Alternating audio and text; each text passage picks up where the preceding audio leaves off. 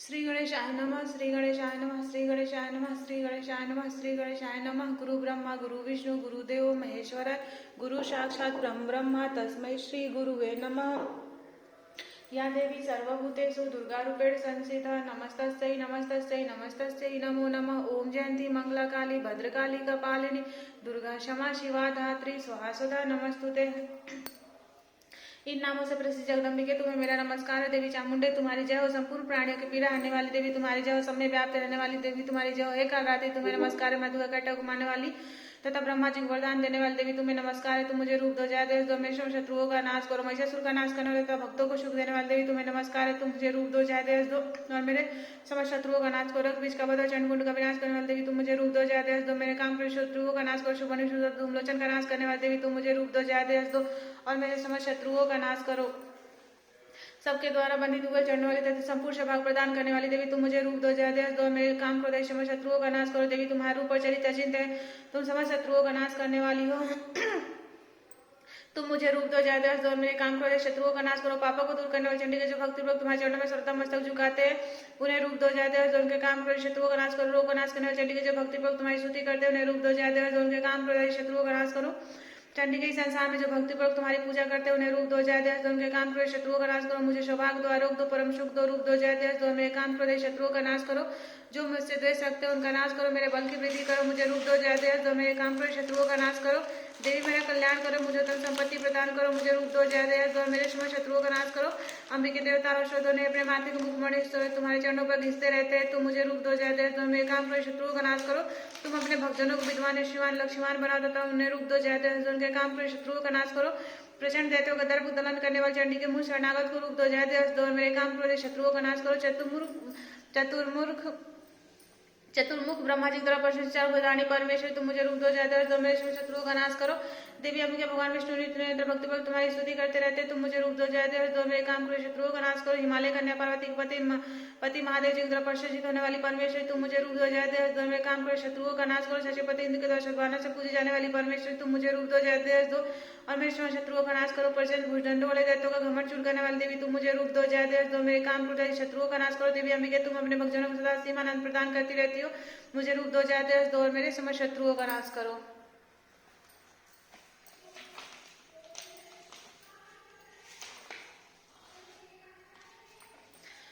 मार्कंडेय जी बोले, सूर्य के पुत्र शाणिक जो 8वें मनु कहे जाते हैं उनकी उत्पत्ति की कथा विस्तार पूर्वक कहता हूँ, सुनो। सूर्य कुमार महाभाग स्वणिक भगवती महामाया का अनुग्रह से जिस प्रकार मनंत्र के स्वामी हुए वही प्रसंग सुनाता हूँ। पूर्व काल की बात है। स्वरोचिष मनवंतर में सूरज नाम के एक राजा थे जो चैत्रवश में उत्पन्न हुए थे। उनका समस्त भूमंडल पर अधिकार था। वे प्रजा का अपने औरस पुत्रों की भांति धर्म पूर्वक पालन करते थे। तो भी उस समय कोलादिवंशी नाम के क्षत्रिय उनके शत्रु हो गए। राजा सूरत की दंड नीति बड़ी प्रबल थी। उनका शत्रुओं के साथ संग्राम हुआ। यद्यपि कोलादिवंशी संख्या में कम थे तो भी राजा सूरत युद्ध में उनसे परास्त हो गए तथा वे युद्ध में अपने नगर को लौट आए। केवल अपने देश के राजा होकर रहने लगे। समुची पृथ्वी सब उनका अधिकार जाता रहा, किंतु वहां भी उन प्रबल शत्रु ने उस समय महाभाग राज सूरत पर आक्रमण कर दिया। राजा का बल क्षीण हो चला था, इसीलिए उनके दुष्ट बलवान ने दुरात्मा मंत्रियों ने वहां उनकी राजधानी में राजकीय सेना और खजाने को हथिया लिया। सूरत का प्रभुत्व नष्ट हो चुका था, इसीलिए वो शिकार खेलने के बहाने घोड़े पर सवार वहां से अकेले घने जंगल में चले गए। वहां उन्होंने विप्र मेघा मुनि का आश्रम देखा, जहाँ कितने हिंसक जीव अपनी स्वाभाविक हिंसावृत्ति छोड़कर परम शांत भाव से रहते थे। मुनि के बहुत से सुसबन की शोभा बढ़ा रहे थे।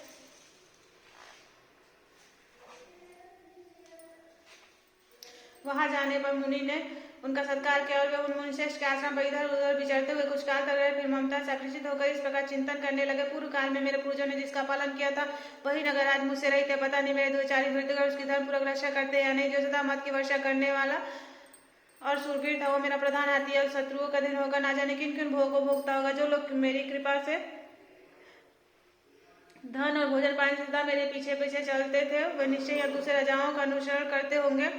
उन अव्ययी लोगों द्वारा सदा खर्च होते रहने के कारण वह अत्यंत कष्ट जमा किया मेरा वो खजाना खाली हो जाएगा। यह तथा और भी कई बात राजा सूरत निरंतर सोचते रहते थे। एक दिन उन्होंने वहां भी विप्र मेघा के आश्रम के निकट एक वैश्य को देखा और उससे पूछा, भाई तुम कौन हो? तुम्हारे यहाँ आने का क्या कारण? तुम किस शोकग्रस्त और अनमने से दिखाई देते हो? राजा सूरत का प्रेम पूर्वक कहा। वो वचन सुनकर वैश्य ने विनीत भाव से उन्हें प्रणाम करके कहा, वैश्य बोला, राजन मैं धनी कुल में उत्पन्न हुआ एक वैश्य, मेरा नाम समाधि है। मेरे दुष्ट स्त्री पुत्रों ने धन के लोग मुझे घर से बाहर निकाल दिया। मैं इस समय धन स्त्री पुत्रों से वंचित हूँ। मेरे विश्वसनीय बंधु ने मेरा ही धन लेकर मुझे दूर कर दिया, इसीलिए दुखी होकर मैं वन में चला आया हूँ। यहाँ रहकर मैं इस बात को नहीं जानता कि वे मेरे पुत्र स्त्री और स्वजन कुशल से अन्य समय घर में कुशल से रहते हैं, तो उन्हें कोई कष्ट किया और मेरे पुत्र कैसे किया और सदाचारी तथा दुराचारी हो गए। राजा ने कहा, राजा ने पूछा, जिन लोभी स्त्री पुत्र आदि ने धन के कारण तुम्हें घर से बाहर निकाल दिया, उनके प्रति भी तुम्हारे चित्त में इतना स्नेह बंधन क्यों है? वैश्य बोला, आप मेरे विषय में जैसी बातें कहते हो सब ठीक है, किंतु क्या करूं, मेरा मन निष्ठुर नहीं धारण करता। जिन्होंने धन के लोभ में पड़कर पिता के प्रति स्नेह, पति के प्रति प्रेम, आत्मा जन के प्रति अनुरागो ने मुझे घर से निकाल दिया है, उन्हीं के प्रति मेरे चित्त में इस प्रकार हृदय में इतना स्नेह, मावती गुण बंधुओं के प्रति भी जो मेरा चित्त इस प्रकार प्रेम मग्न हो रहा है, क्या है? इस बात को मैं जानकर भी नहीं जान पाता हूँ। उनके लिए मैं लंबी सांसें ले रहा हूँ, मेरा हृदय अत्यंत दुखित हो रहा है। उन लोगों प्रेम का सर्वथा अभाव है, तो भी उनके प्रति जो मेरा मन निष्ठुर नहीं हो पाता, इसके लिए मैं क्या करूँ? मार्कंडेय जी कहते हैं, ब्रह्मदंत राजा में श्रेष्ठ सूरत और समाधि नाग वैश्य दोनों शासन मेघा मुनि की सेवा में उपस्थित हुए, उनके साथ यथा न्यायकुल विनयपूर्ण वर्ताव करके बैठे। तत्पश्चात वैश्य और राजा ने कुछ वार्तालाप आरंभ किया। राजा ने कहा, भगवान मैं आपसे एक बात पूछना चाहता हूँ, उसे बताइए। मेरा चित्त अपने अधीन न होने कारण वह बात मेरे मन को दुख देती है। जो राज मेरे यहाँ से चला गया उसमें और उसके संपूर्ण को मेरी ममता बनी हुई है। मुनि श्रेष्ठ ये जानते हुए कि वो मेरा नहीं है, ज्ञान की बात मुझे उसके लिए दुख होता है। क्या इधर यह वैश्य भी घर से अपमानित होकर आया है? इसके पुत्र स्त्री और भृत्यों ने इसे छोड़ दिया है, स्वजनों ने भी इसका परित्याग कर दिया, तो भी उनके प्रति अत्यंत हार्दिक स्नेह रखता है। इस प्रकार ये तथा मैं दोनों ही बहुत दुखी है, जिसमें प्रत्यक्ष दोष देखा गया है, उस विषय के लिए भी हमारे मन में ममता जिन आकर्षण पैदा हो रहा है। महाभाग हम दोनों समझदार है, तो भी हमें जो मोह पैदा हुआ है यह क्या है? विवेकशील पुरुषों की भांति मुझ में इसमें भी यह मूर्ता प्रत्यक्ष दिखाई देती है। ऋषि बोले, महाभाग विषय मार्ग का ज्ञान सब जीवों को इसी प्रकार विषय भी सबके लिए अलग अलग है। कुछ प्राणी दिन में नहीं देखते तथा दूसरे रात में नहीं देखते, तथा कुछ जीव ऐसे हैं जो दिन रात्रि में बराबर ही देखते हैं। ठीक है कि मनुष्य समझदार होते हैं, किंतु केवल वही ऐसे नहीं होते। पशु पक्षी मृग आदि से प्राणी समझदार होते हैं। मनुष्यों की समझ भी वैसी होती है जैसे मृग और पक्षियों की होती है, तथा जैसी मनुष्यों की होती है वैसे मृग पक्षी आदि की भी होती है, तथा अन्य बातें प्राय दोनों में समान ही है।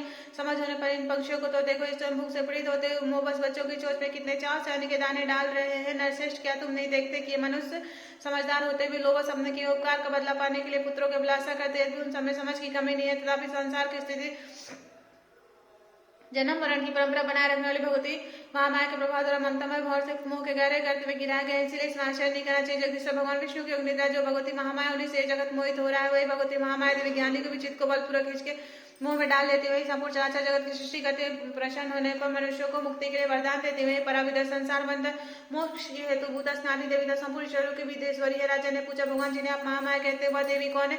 ब्राह्मण, उनका आविर्भाव कैसा होता था? उनके चरित्र कौन कौन से? ब्रह्मता में श्रेष्ठ उन देवी की जैसा प्रभाव हो, जैसा स्वरूप हो, जिस प्रकार प्रादुर्भाव हो, सब मैं आपके मुख से सुनना चाहता हूँ।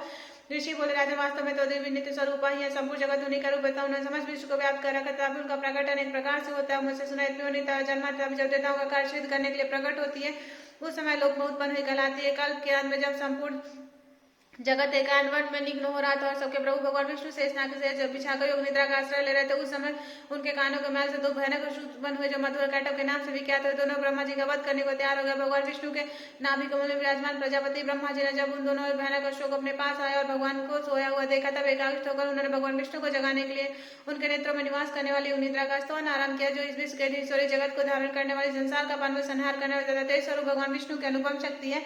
उन्हीं भगवती निदा देवी की भगवान ब्रह्मा स्तुति करने लगे। ब्रह्मा जी ने कहा, देवी तुम ही सोहा, तुम ही स्वदा, तुम ही वशकार हो, स्वर भी तुम्हारे स्वरूप है, तुम जीवनदानी सुधा और नित्य अक्षर प्रणव में अकार उकार मकार इन तीन मात्राओं के रूप में तुम ही स्थित हो, तथा इन तीन मात्राओं अतिरिक्त जो बिंदु रूपान्वित अर्ध मात्रा जिसका विशेष रूप से उच्चारण नहीं किया जा सकता वह तुम ही हो। देवी तुम ही संध्या सावित्री तथा परम जन्य, तुम ही इस विश्व ब्रह्मांड को धारण करती है, तुमसे इस जगत की सृष्टि होती है, तुमसे इसका पालन होता है, सदा तुम ही कल्प के अंत में सबको अपना ग्रास बना लेती हो। जगन्मयी देवी, जगत की उत्पत्ति के समय तुम सृष्टि रूपा, पालन काल में स्थित रूपा तथा कल्पांत के समय संहार उद्धारण करने वाली हो। तुम ही महाविद्या, महामाया, महामेघा, महास्मृति, महामोह रूपा, महादेवी और महासूरी हो। तुम ही तीनों गुणों को उत्पन्न करने वाली सबकी प्रकृति हो। भयानक काल रात्रि, महारात्रि और मोह रात्रि भी तुम ही हो। तुम ही श्री, तुम ही श्री, तुम ही रीमा, तुम ही बोध स्वरूपा बुद्धि हो। लज्जा, पुष्टि, तुष्टि, शांति और क्षमा भी तुम ही। तुम खड़गदानी, शूलदानी, घोर रूप, गदा, चक्र, शंख, धनुष धारण करने वाली हो। बाण भूषण परिधि है तुम्हारे अस्त्र है। तुम सौम्य सौमत्र, इतना ही नहीं, जितने भी सौम्य सुंदर पदार्थ उन सबकी अपेक्षा तुम अत्यधिक सुंदर हो। पर और पर सबसे पहले रहने वाली परमेश्वरी तुम है। स्वरूप देवी, कहीं भी सत जो कुछ वस्तु उन सबकी उन सबकी जो शक्ति वह तुम ही हो। ऐसी अवस्था में तुम्हारी स्तुति क्या हो सकती है? तुम हो जो इस जगत की सृष्टि पालन संहार करते उन भगवान को भी तुमने निद्रा का दिन कर दिया था। तुम्हारी स्तुति करने में यह कौन समर्थ हो सकता है? मुझको भगवान शंकर को तथा भगवान विष्णु को तुमने ही शरीर धारण कराया था। तुम्हारी स्तुति करने की शक्ति किसमें है देवी? तुम तो अपने उदार प्रभाव से ही प्रशंसित हो। ये जो दोनों दुर्दशासुर मधुर कैटव उनको मुंह में डाल दो। जगदीश भगवान विष्णु को शीघ्र जगा दो, साथ ही उनके भीतर इन दोनों महानष्टों को मार डालने की बुद्धि उत्पन्न कर दो। ऋषि कहते राजा, जब ब्रह्मा जी ने वहां मधुर कैटव को मारने के उद्देश्य से भगवान विष्णु को जगाने के लिए तमोल गुण की अधिष्ठात्री देवी योगनिद्रा की इस प्रकार स्तुति की, तो भगवान के नेत्र मुख नाश का वायु हृदय वक्ष से निकलकर वक्त जन्म ब्रह्मा जी की दृष्टि के समक्ष खड़ी हो गई। योग निद्रा से मुक्त होने पर जगत के स्वामी भगवान जनार्दन उसे कारण जल से शेष नाग के शेष से जाग उठे। फिर उन्होंने उन दोनों अस्त्रों को देखा। दुरात्मा मधुर कैटव अत्यंत बलवान तथा प्रकर्मित है, क्रोध से लाल आंखें किए ब्रह्मा जी को खा जाने को दो कर रहे थे। तब भगवान शिव ने उठकर उन दोनों के साथ 5000 वर्षों तक वायु युद्ध किया। दोनों भी अत्यंत बल के कारण उन्नत हो रहे थे।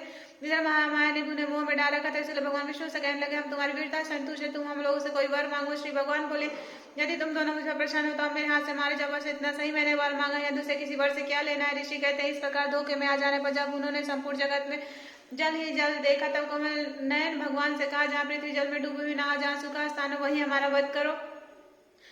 ऋषि कहते हैं, तब तथास्तु कहकर शंख चक्र और गदा धारण करने वाले भगवान ने उन दोनों को मस्तक अपनी जांघ पर चक्र से काट डाला। इस प्रकार देवी महामाया ब्रह्मा जी की स्तुति करने पर स्वयं प्रकट हुई थी। अब पुनः तुमसे उनके प्रभाव का वर्णन करता हूँ, सुनो। ऋषि कहते हैं, पूर्व काल में देवताओं में पूरे 100 वर्षों तक घोर संग्राम हुआ। उसमें अस्त्रों का समय महिषासुर था। देवताओं के नायक इंद्र थे।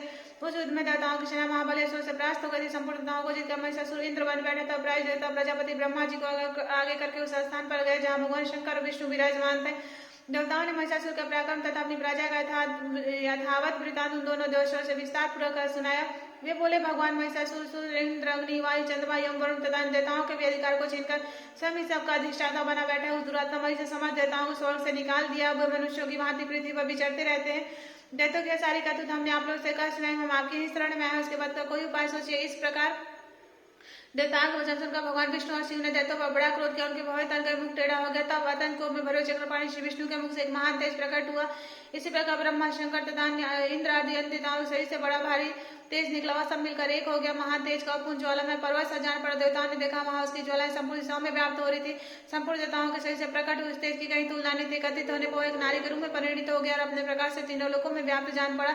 भगवान शंकर का जो तेज था उससे उस देवी का मुख प्रकट हुआ। यमराज के तेज उसके सिर के बाल निकले। श्री विष्णु भगवान के तेज उसकी भुजाएं उत्पन्न हुई। चंद्रमा के तेज से दोनों स्तनों का और इंद्र के तेज से मध्य भाग कटित प्रदेश का प्रादुर्भाव हुआ। वरुण के तेज से जंगा पिंडी तथा पृथ्वी के तेज से नितम भाग प्रकट हुआ। ब्रह्मा के तेज से दोनों चरणों और सूर्य के तेज से उसकी अंगुलियां हुई। वसुओं के तेज से हाथों की अंगुलियां और कुबेर के तेज से नासिका प्रकट हुई। उस देवी के दांत प्रजापति के तेज और तीनों नेत्र अग्नि के तेज से प्रकट हुए।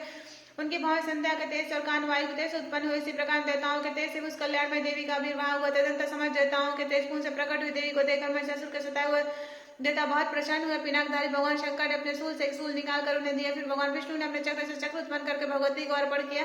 वरुण ने भी संग भेंट किया। अग्नि ने शक्ति दी और वायु ने धनुष तथा बाण से भरे 2 तरकश प्रदान किए। सहस्त्र नेत्र वाले देवराज इंद्र अपने ब्रज से ब्रज उत्पन्न करके दिया और रावत हाथी से उतारकर एक घंटा भी प्रदान किया। यमराज ने काल दंड से दंड, वरुण ने 5, प्रजापति ने सप्तिकाक्ष की माला तथा ब्रह्मा जी ने कमंडलू भेंट किया। सूर्य ने देवी के समस्त रोमकूपों में अपनी किरणों का तेज भर दिया। काल ने उन्हें चमकती हुई ढाल और तलवार दी। क्षीर समुद्र ने उज्ज्वल हार तथा कभी जीर्ण न होने लगे 2 दिव्य वस्त्र भेंट किए। साथ ही उन्होंने दिव्य चूड़ामणि, 2 कुंडल कड़े उज्ज्वल अर्चन, सब वायुओं के लिए किया। दोनों झंडों के लिए निर्मल नुपुर, गले की सुंदर हंसली और सब अंगुलियों में पहनने के लिए रत्नों की बनी मालाएं भी दी। विश्वकर्मा ने उन्हें अत्यंत निर्मल फरसा भेंट किया। साथ ही अनेक प्रकार के वस्त्र और अनंत कवच दिए। इसके सिवा मस्तक और वक्ष स्थल पर धारण करने के लिए कभी न कुमलाने वाले कमलों की मालाएं दी। जल्दी ने उन्हें सुंदर कमल का फूल भेंट किया। हिमालय सवारी के लिए सिंह तथा भांति भांति के रस समर्पित किए। धनाध्यक्ष कुबेर ने मधु से भरा पान पात्र दिए। संपूर्ण नागों के राजा शेष जो इस पृथ्वी को धारण करते उन्हें बहुमूल्य मणियों से विशोभित नागहार भेंट किया। इसी प्रकार देवताओं ने भी आभूषण अस्त्र देकर देवी का सम्मान किया। तत्पश्चात उन्होंने बारंबार अट्ठास स्वर से गंगा के उनके मैदान से संपूर्ण आकाश गूंज उठा। देवी गया तो अत्यंत स्वर से किया और सिंहनाथ के समान न सका। आकाश उसके सामने लघु प्रतीत होने लगा। उससे बड़े जोर की प्रतिध्वनि हुई जिससे संपूर्ण विश्व में हलचल मच गई। समुद्र कांप उठे, पृथ्वी डोलने लगी, समस्त पर्वत हिलने लगे। उस समय देवताओं ने अत्यंत प्रसन्नता के साथ सिंह भवानी से कहा, देवी तुम्हारी जय हो। साथ ही महर्षियों ने भक्तिभाव से विनम्र उनका स्तवन किया। संपूर्ण लोग क्षोभग्रस्त देखकर दैत्यगण अपनी समस्त सेनाओं को कौचाई से कर हाथ में हथियार ले सहसा उठ खड़े हो गए। उस समय महिषासुर ने बड़े क्रोध में आकर कहा, यह क्या हो रहा है? फिर वह संपूर्ण अश्वों से गिरकर उस सिंहनाथ की ओर लश्कर करके दौड़ा और आगे पहुंचकर उसने देवी को देखा जो अपनी प्रभा से तीनों लोगों को प्रकाशित कर रही थी। उनके चरणों के बाद से पृथ्वी दबी जा रही थी। माथे के मुकुट से आकाश में रेखा से खींच रही थी तथा अपने धनुष की टंका सातों पतालों को शुद्ध किए देती थी। देवी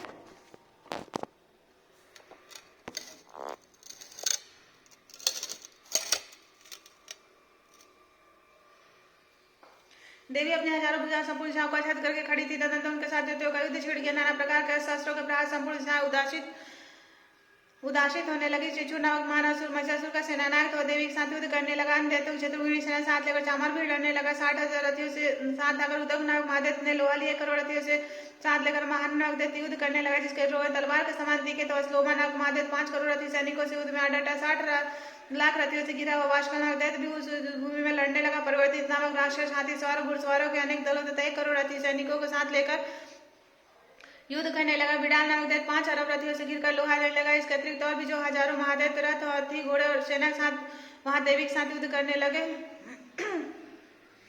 स्वयं महिषासुर उस रणभूमि में कोटि कोटि सहस्त्र रथ, हाथी और घोड़ों की सेना से गिरा खड़ा था। दैत्य देवी के साथ तोमर, भिंदीपाल, शक्ति, मूसल, खड़ग, परशु और पट्टिश आदि अस्त्र शस्त्रों का प्रहार करते युद्ध कर रहे थे। कुछ दैत्यों ने उनकी शक्ति का प्रहार किया, कुछ लोगों ने पास फेंके तथा कुछ दूसरे दैत्यों ने खड़ग प्रहार करके देवी को मार डालने का उद्योग किया। देवी ने भी क्रोध में भर गया। खेल खेल में अपने शस्त्रों की वर्षा करके दैत्यों के समस्त शस्त्र काट डाले। उनके मुख पर परिश्रम में थकान का अंश मात्र भी चिन्ह नहीं था। देवता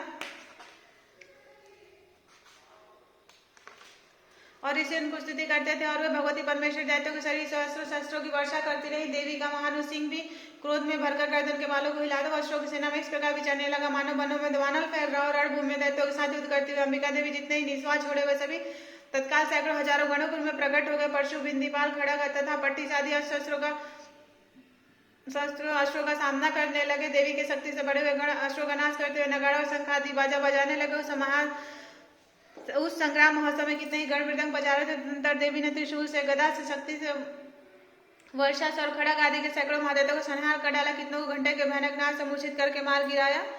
बहुत सारे दैत्यों को पास धरती पर घसीटा। कितने ही दैत्य उनके तीखी तलवार की मार से दो टुकड़े हो गए। कितने ही गदा की चोट से घायल और धरती पर सो गए। कितने ही मूसल की मार से अत्यंत हाथों का बमन करने लगे। कुछ दैत्यों के सूल से छाती फट जाने का पृथ्वी पर ढेर हो गए। उस रंगारंग में बाण समूह वृष्टि से कितने अस्त्रों की कमर टूट गई। बाजू की तरह झपटने वाले देव पिंडक दैत्य अपने प्राणों से हाथ धोने लगे।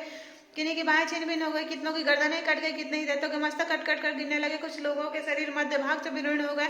कितने ही महादैत्य जाएं कट जाने पर पृथ्वी पर गिर पड़े। कितनों को देवी ने एक बाह, एक पैर और एक नेत्र करके 2 टुकड़ों में चीर डाला। कितने ही दैत्य मस्तक कट जाने पर भी गिरकर फिर उठ जाते और केवल धड़ के रूप में अच्छे अच्छे हथियार हाथ वाले देवी के साथ युद्ध करने लगते। दूसरे कमबंद दो बाजों की लय पहनाते थे। कितने ही बिना सिर के धड़ हाथ में खड़ग, शक्ति और इसलिए दौड़ते थे। दूसरे महादेव ठहरो ठहरो यह कहते हुए देवी के युद्ध के लिए ललकारते थे। जहाँ वो गो संग्राम हुआ था वहां की धरती देवी के गिराए हुए रथ, हाथी, घोड़े और अश्वों की लाश ऐसी पड़ गई थी कि वहां चलना फिरना संभव हो गया था। दैत्यों की सेना में हाथी, घोड़े, अश्वों के शरीर से इतनी अधिक मात्रा में रक्तपात हुआ था कि वहां थोड़ी ही देर में खून की बड़ी बड़ी नदियां बहने लगी। जगदम्बा ने अश्वों की विशाल सेना को क्षण भर में नष्ट कर दिया। ठीक उसी तरह जैसे तीर और काट के भारी ढेर को आग उसी क्षण में भस्म कर देती है।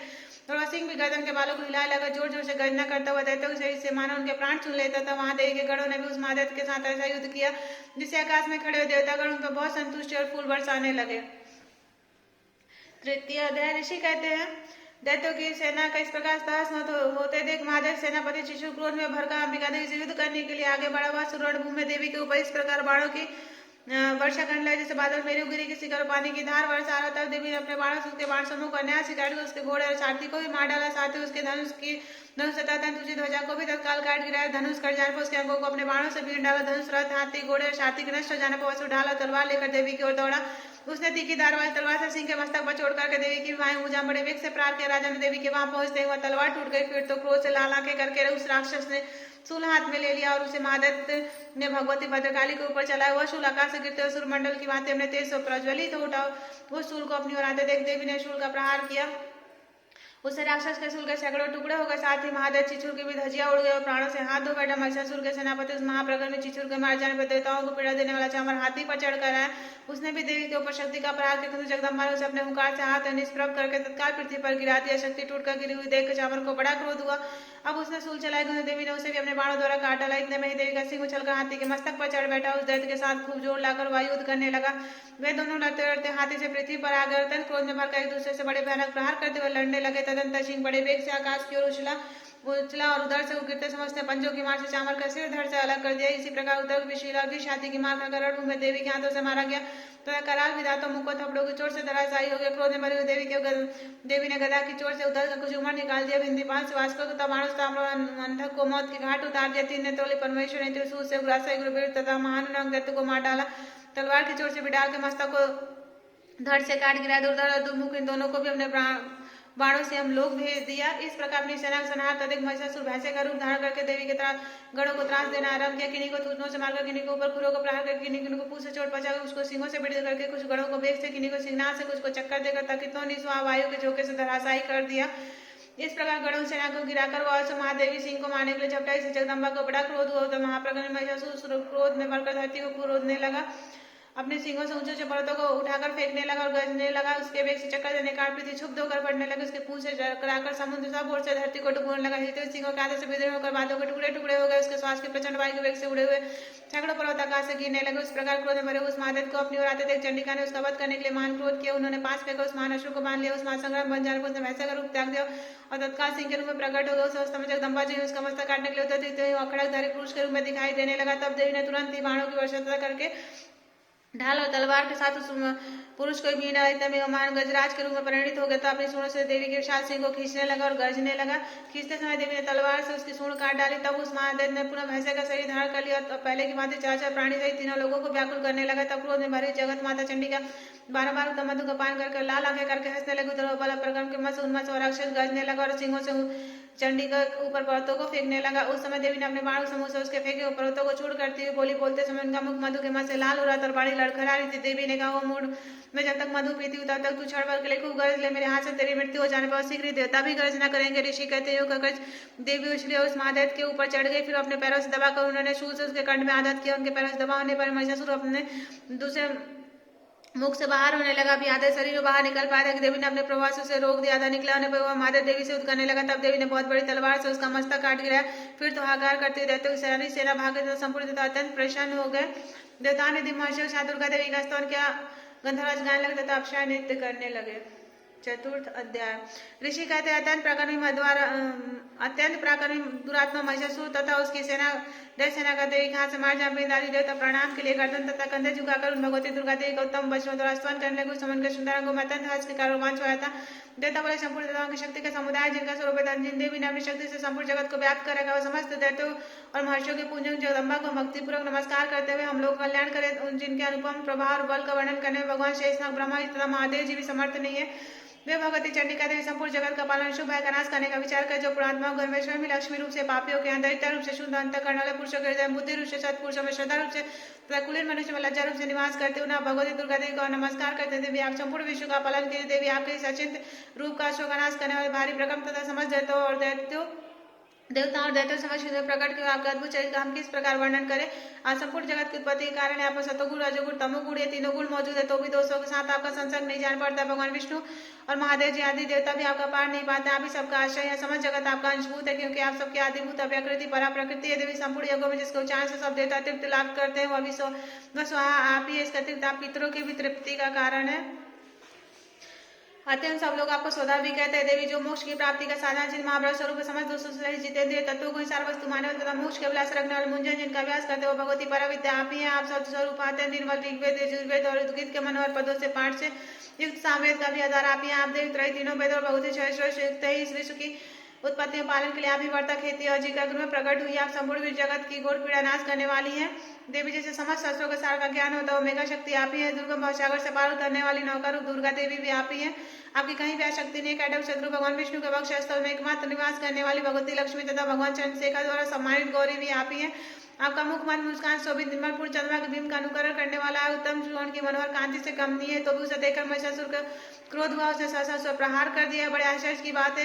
देवी वही मुख जब क्रोध से युक्त होने पौधे काल के चंद्रमा की भांति लाल और तनि भों कारण विकराल उठा। उसे देखकर जो महिषासुर के प्राण तुरंत नहीं निकल गए उससे बढ़कर आश्चर्य की बात है क्योंकि क्रोध में भरे हुए यमराज को देखकर भला कौन जीत रह सकता है।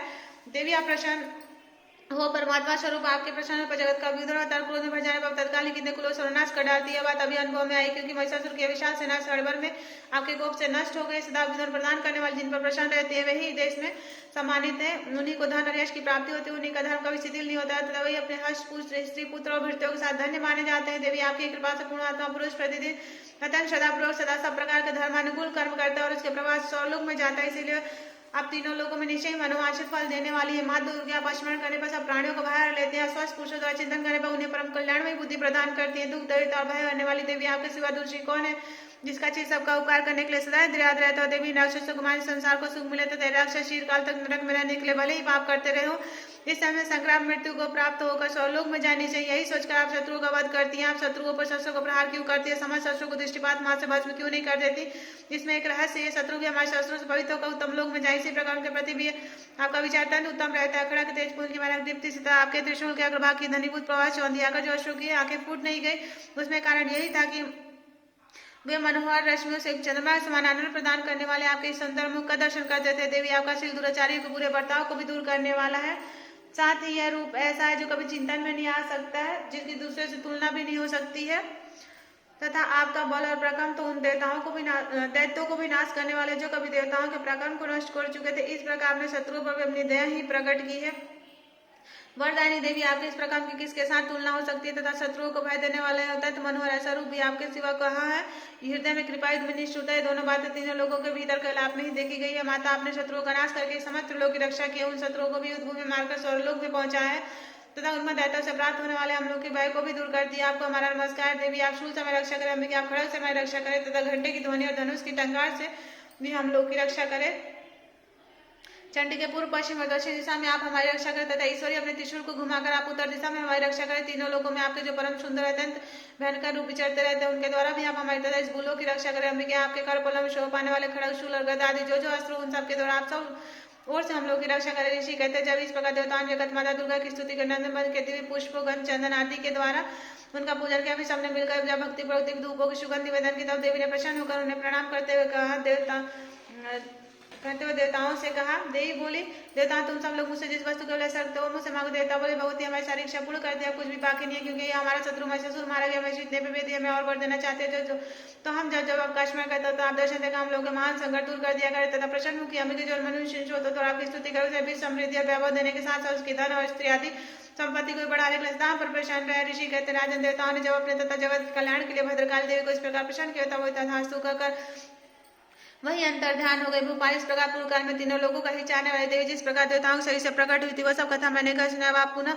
अब पुनः देवताओं का उपकार करने वाले देवी दुष्ट दैत्य तथा शुभ निशुभ का वध करने के लिए सब लोगों की रक्षा करने के लिए गौरी देवी से जिस प्रकार प्रकट हुई थी, वह सब प्रसंग मेरे मुख से सुना, मैं उसका तुमसे यथार्थ वर्णन करता हूँ। पंचम अध्याय। ऋषि कहते, पूर्व काल में शुभ और निशुभ नामक अश्वों ने अपने बल के घमंड में आकर शशिपति के हाथों से तीनों लोगों का राज्य और एक भाग छीन लिया। वही दोनों सूर्य चंद्रमा कुबेर एवं वरुण का अधिकार को भी करने लगे। वायु और अधिकार भी वही करने लगे। उन दोनों ने जब देवताओं को अपमानित राजावृष प्राणी तथा अधिकारहीन करके स्वर्ग से निकाल दिया, उन दोनों महाराष्ट्र से तिरस्कृत देवताओं ने अपराजिता देवी का स्मरण किया और सोचा, जगदम्बा ने हम लोग को वरदान दिया था कि आपत्ति काल वैष्णव करने पर मैं तुम्हारी सब आपत्तियों को तत्काल नाश कर दूंगी। यह विचार कर देवता गिरिराज हिमालय पर गए और वहां भगवती विष्णु माया की स्तुति करने लगे। देवता बोले, देवी को नमस्कार है, महादेवी शिवा को सर्वदा नमस्कार है, प्रकृति एवं भद्रा को प्रणाम है। हम लोग नियम पूर्वक जगदम्बा को नमस्कार करते हैं, नवद्रा को नमस्कार, नित्या गौरी धात्री को बारंबार नमस्कार, ज्योत्सनामय चंद्र रूपणी सुख स्वरूपा देवी को सतत प्रणाम है। शरणागतों का कल्याण करने वाली बुद्धि और सिद्धि रूपा देवी को हम बारंबार नमस्कार करते हैं। नैत्रति राक्षसों की लक्ष्मी, राजाओं की लक्ष्मी, सर्वणी शिव पत्नी स्वरूपा आप जगदम्बा को बारंबार नमस्कार है। दुर्गा पारा दुर्गम संकटों से पार उतारने वाली सारा सबकी चार भूता सर्वकांडी ख्याति कृष्ण धूम्रा देवी को सर्वदा नमस्कार है। अत्यंत सौम्य अत्यंत रौद्रा देवी को हम नमस्कार करते हैं, उन्हें हमारा बारंबार प्रणाम है। जगत की आधारभूता कृति देवी को बारंबार नमस्कार है। जो देवी सब प्राणियों विष्णु माया के नाम से कही जाती है, उनको नमस्कार, उनको बारंबार नमस्कार। जो देवी सब प्राणियों चेतना कहलाती है, उनको नमस्कार, उनको बारंबार नमस्कार है। जो देवी सब प्राणियों बुद्धि रूप से स्थित है, उनको नमस्कार, उनको बारंबार नमस्कार है। जो देवी सब प्राणी निद्रा रूप से स्थित है, उनको नमस्कार, उनको बारंबार नमस्कार। जो देवी सब प्राणी में शुद्ध रूप से स्थित है, उनको नमस्कार, उनको बारंबार नमस्कार। जो देवी सब प्राणी में छाया रूप से स्थित है, उनको नमस्कार, उनको बारंबार नमस्कार है। जो देवी सब प्राणी में शक्ति रूप से स्थित है, उनको नमस्कार, उनको बारंबार नमस्कार है। जो देवी सब प्राणी में तृष्णा रूप से स्थित है, उनको नमस्कार, उनको बारंबार नमस्कार है। जो देवी सब प्राणी में क्षमा रूप से स्थित है, उनको नमस्कार, उनको बारंबार नमस्कार। जो देवी सब प्राणी में जाति रूप से स्थित है, उनको नमस्कार, उनको बारंबार नमस्कार है। जो देवी सब प्राणी में लज्जा रूप से स्थित है, उनको नमस्कार, उनको बारंबार नमस्कार। जो देवी सब प्राणी में शांति रूप से स्थित है, उनको नमस्कार, उनको बारंबार नमस्कार है। जो देवी सब प्राणी में श्रद्धा रूप से स्थित है, उनको नमस्कार, उनको बारंबार नमस्कार। जो देवी सब प्राणी में कांति रूप से स्थित है, उनको नमस्कार, उनको बारंबार नमस्कार है। जो देवी सब प्राणी में लक्ष्मी रूप से स्थित है, उनको नमस्कार, उनको बारंबार नमस्कार है। जो देवी सब प्राणी में वृत्ति रूप से स्थित है, उनको नमस्कार, उनको बारंबार नमस्कार है। जो देवी सब प्राणी में स्मृति रूप से स्थित है उनको नमस्कार, उनको नमस्कार, उनको बारंबार नमस्कार है। जो देवी सब प्राणी में दया रूप से स्थित है उनको नमस्कार, उनको नमस्कार, उनको बारंबार नमस्कार। जो देवी सब प्राणी में तुष्टि रूप से स्थित है उनको नमस्कार, उनको नमस्कार, उनको बारंबार नमस्कार। जो देवी सब प्राणी में माता रूप से स्थित है उनको नमस्कार, उनको नमस्कार, उनको बारंबार नमस्कार है। जो देवी सब प्राणी में भ्रांति रूप से स्थित है उनको नमस्कार, उनको नमस्कार, उनको बारंबार नमस्कार। जो जीवों की द्वार के अधिष्ठात्री देवी हैं, सब प्राणी में सदा व्याप्त रहने वाली उन व्याप्ति देवी को बारंबार नमस्कार। जो देवी चैतन्य रूप से संपूर्ण जगत को व्याप्त करके स्थित है उनको नमस्कार, उनको नमस्कार, उनको बारंबार नमस्कार है। पूर्व काल में अपने विश्व की प्राप्ति होने से देवदान जिनकी स्तुति की देवराज जिन्हें बहुत दिन तक जिनका सेवन किया कल्याण साधु भूता ईश्वरी हमारा सब कल्याण और मंगल करता सारी आपत्तियों का तत्काल नाश कर दे। उदाहरण देते हुए हम सभी देवता जिन परमेश्वर को इस समय नमस्कार करते होते तथा जो भक्ति से बिना पुरुषों द्वारा स्मरण की जाने पर तत्कालीन संपूर्ण विपत्तियों को नाश कर देते वह जगदम्बा हमारा संकट दूर कर। ऋषि कहते राजन इस प्रकार जब देवता स्तुति कर रहे थे उस समय पार्वती देवी गंगा जी के जल में स्नान करने के लिए वहां आई।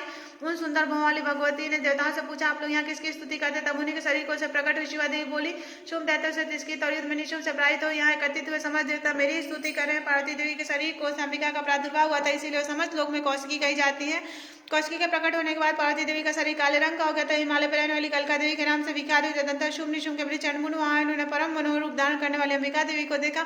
फिर वह शुभ के पास जाकर बोले महाराज कथन मनोहर स्त्री जो अपनी दिव्य कांति से पूरे हिमालय को प्रकाशित कर रही है वैसा उत्तम रूप कहीं किसी ने भी नहीं देखा होगा। सर पता लगे वह देवी कौन है उसे ले लीजिए। ईश्वर में व्रत है उसका प्रत्येक अंग बहुत ही सुंदर था। वो अपने ऐसे अंगों के प्रभाव से संपूर्ण दिशाओं में प्रकाश फैला रही। दैत्यराज जब वो हिमालय पर ही मौजूद है आप उसे देख सकते हैं। प्रभु तीनों लोकों में मणि हाथी घोड़े आदि जितने भी रत्न हैं वे सभी समय आपके घर में शोभा पाते हैं। हाथियों में अद्भुत रात या परिजात कभी घोड़ा ये सब आपने इनसे ले लिया। हंसोजित विमान भी आपके आंगन में शोभा पाते हैं। अद्भुत अद्भुत विमान पहले जो ब्रह्मा जी के पास था वो आपके यहाँ लाया गया। यह महापग नामक निधि आपको वे से छीना है। समुद्र ने भी आपको कुछ निकट नाम की माला भेड़ के जो केशव शोभित है जिसके कमल कभी कुमलाते नहीं है। सुवर्ण की वर्षा करने वाला वरुण का छत्र भी आपके घर में शोभा पाता है तथा श्रेष्ठ राज जो पहले प्रजापति के अधिकार में था आपके पास मौजूद है। दैत्यसुर मृत्यु की उत्क्रांति हमारी शक्ति भी आपने छीन ली है तथा वरुण का पास और समुद्र में होने वाले सब प्रकार कृत आपके भाई निशुम के अधिकार में अग्नि ने भी स्वतः शुद्ध किए। दो दिव्य वस्त्र आपकी सेवा में अर्पित किए हैं। दैत्यराज इस प्रकार सभी रत्न आपने एकत्रित कर लिए हैं। फिर जो यह हिस्सों में रत्न रूप कल्याणमयी देवी है उसे आप क्यों नहीं अपने अधिकार में कर लेते। ऋषि कहते हैं चंडमुंड के वचन सुनकर शुभ ने महादेव सुग्रीव को दूत बनाकर देवी के पास भेजा और कहा तुम मेरे आज्ञा से उसके सामने ये बातें करना उसको ऐसा उपाय करने से प्रसन्न होकर वह शीघ्र ही आ जाए।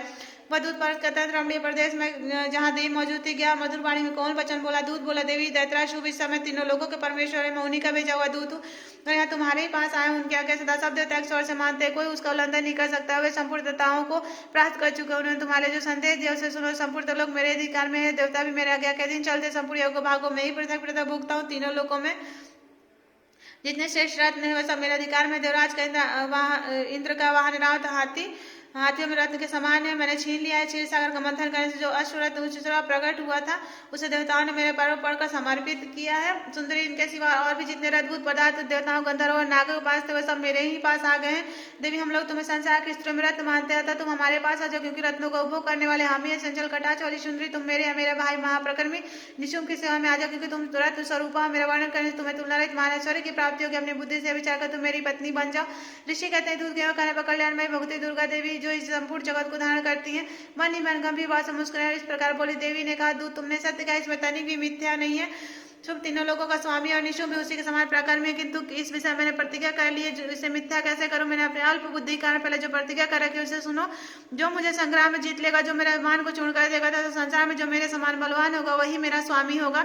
इसलिए शुमत और महादेव निशुम स्वयं यहाँ पधारा मुझे जीत कर सिख मेरा परिग्रहण कर ले। इसे विलंब की क्या हो सकता है। दूध बोला देवी तुम घमंड से भरी हो मेरे सामने ऐसी बातें न करो। तीनों लोगों में कौन ऐसा पुरुष है जो शुभ निशुम के सामने खड़ा हो सके। देवी अन्य दैत्यों के सामने भी सारे देवता युद्ध में ठहर नहीं सकते तो तुम अकेली स्त्री होकर कैसे ठहर सकती हो। जिन शुभ आदि देवताओं के सामने इंद्र आदि सब देवता भी युद्ध में खड़े नहीं हो उनके सामने तुम स्त्री होकर कैसे जाओगे। इसलिए तुम मेरे ही कहने पर शुभ निशुम के पास चलो। ऐसा करने से तुम्हारे गौरव की रक्षा होगी था। जब केस पकड़ घसीटेंगे तब तुम्हें अपनी प्रतिष्ठा को कर जाना पड़ेगा। देवी ने कहा तुम्हारा कहना ठीक है। शुभ बलवान और निशुम भी बड़े प्रकार में है किंतु क्या करूं। मैंने पहले बिना सोचे समझे प्रतिज्ञा कर लिया था। तुम जाओ मैंने तुमसे जो कुछ कहा उसे सब दैत्यराज से आदरपूर्वक कहना फिर वो जो ऊंची जान पड़े करे। छठा अध्याय। ऋषि कहते हैं देवी के कथन सुनकर दूत को बड़ा अमर हुआ। उसने दैत्य के राज के पास जाकर सब समाचार विस्तार पूर्वक सुनाए। दूत के उस वचन को सुनकर दैत्यराज कुपित उठा और दैत्य सेना पर धूमलोचन से बोला धूमलोचन तुम शीघ्र अपनी सेना साथ लेकर जाओ। दुष्टा केस पर बलपूर्वक यहाँ ले आओ। उसकी रक्षा करने के लिए यदि कोई दूसरा खड़ा हुआ देवता यक्ष या गंधर्व क्यों ना उसे अवश्य मार डाला। ऋषि कहते हैं शुंभ के इस प्रकार कहते हैं बहुत धूमलोचन 60,000 अशोक सेना साथ लेकर वहां तुरंत चल दिया। वहां पर उसने हिमालय पर रहने वाली देवी को देखा, ललकार का कहा तू शुभ निशुंभ के पास चले, यदि समय प्रसन्नतापूर्वक मेरे स्वामी के समीप नहीं चलेगी तो मैं बलपूर्वक झोटा पकड़कर घसीटते हुए तुझे ले चलूंगा। देवी बोली तुम्हें दैत्यों के राजा ने भेजा, तुम स्वयं भी बलवान और तुम्हारे साथ विशाल सेना भी, ऐसी दशा मुझे बलपूर्वक ले चलोगे तो मैं तुम्हारा क्या कर सकती हूँ।